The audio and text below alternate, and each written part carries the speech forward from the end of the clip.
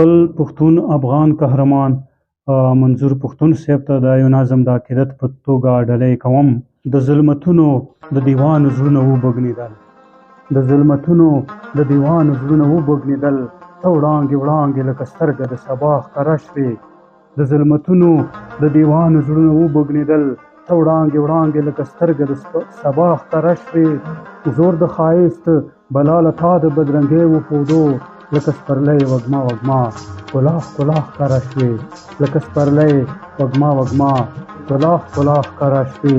لکه ګلونه د سپرلي زخمونه وخندېدل، لکه ګلونه د سپرلي زخمونه وخندېدل، د درد په ځمکه لکه غږ ته د مرهم پورته شوې.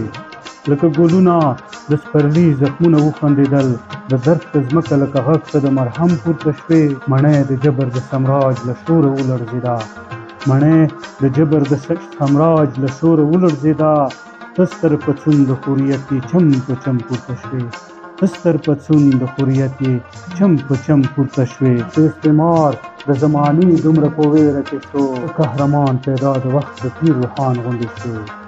ته قهرمان پیدا د وخت د پیر روحان غوندې شوې.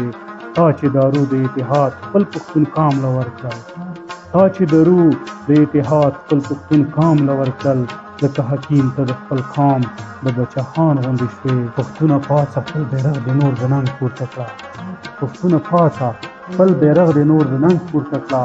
وخت رانه غواړي اوس په کار دی او ضرور به منظور وي، وخت رانه غواړي اوس په کار دی او ضرور به منظور. توره زلمي لا د خپل شعر هم تبسمه ورکړه، میدان له زور سره ته هم چې باتور دی منظور، میدان له زور سره ته هم چې باتور دی منظور.